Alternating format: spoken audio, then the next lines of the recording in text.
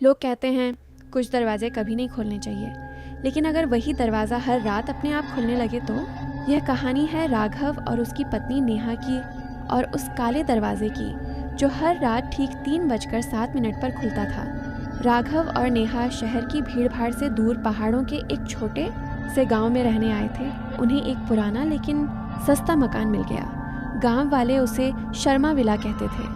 मकान लेते समय एक बूढ़े आदमी ने राघव को चेतावनी दी, बेटा घर ले लो, पर पीछे वाले कमरे का दरवाज़ा मत खोलना।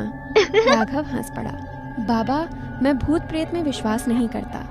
उसे क्या पता था यही उसकी सबसे बड़ी भूल थी। पहली रात सब सामान्य था, लेकिन ठीक 3:07 पर खर जैसे लकड़ी रगड़ने की आवाज़। नेहा घबराकर उठ बैठी। राघव कुछ आवाज़ आई क्या? राघव ने घड़ी देखी, 3:07 वह बोला, शायद हवा होगी।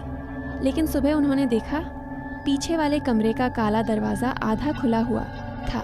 राघव ने हिम्मत करके दरवाज़ा खोला। अंदर घना अंधेरा था।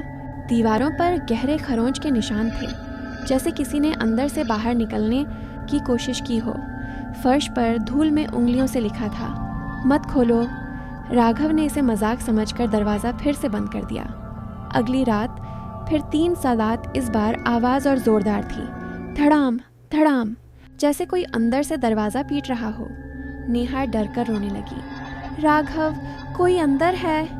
राघव टॉर्च लेकर पीछे गया। दरवाज़ा फिर खुला हुआ था। अंदर से हल्की सी पीली रोशनी आ रही थी और एक धीमी आवाज़, राघव। उसका खून जम गया। वह कांपते हुए बोला, कौन है? उत्तर मिला, मैं यही हूँ। सुबह राघव गांव के पंडित जी के पास गया। पंडित जी ने घर का नाम सुनते ही गहरी सांस ली। उन्होंने बताया, 10 साल पहले शर्मा जी ने अपनी बेटी को उसी कमरे में बंद कर दिया था। वह मानसिक रूप से अस्थिर हो गई थी। एक रात ठीक 3:07 पर उसने फांसी लगा ली। तब से वह आत्मा उस कमरे में भटकती है। राघव के पैरों तले जमीन खिसक गई। उस रात राघव ने तय किया कि वह सच का सामना करेगा। 3:07 दरवाज़ा धीरे धीरे खुला। राघव ने टॉर्च अंदर डाली।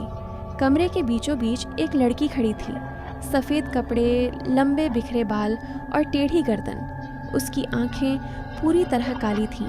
वह मुस्कुराई, तुमने मुझे बाहर आने दिया।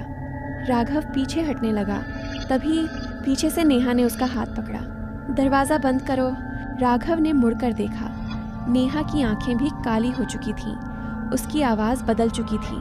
अब मैं अकेली नहीं हूँ। राघव समझ गया, वह आत्मा कमरे में नहीं थी, वह नेहा के अंदर आ चुकी थी। अगली सुबह गांव वालों ने देखा घर फिर से खाली था। पीछे वाले कमरे के फर्श पर धूल में लिखा था, अब यहाँ 2 हैं, और काला दरवाज़ा फिर से बंद था। अगली रात 3:07 का इंतज़ार करता हुआ। अगर आप कभी किसी पुराने घर में जाए और वहाँ कोई कमरा हमेशा बंद रखा जाए तो याद रखिएगा, हर दरवाज़ा खोलना ज़रूरी नहीं होता। कभी कभी बंद दरवाजे ही सुरक्षित होते हैं।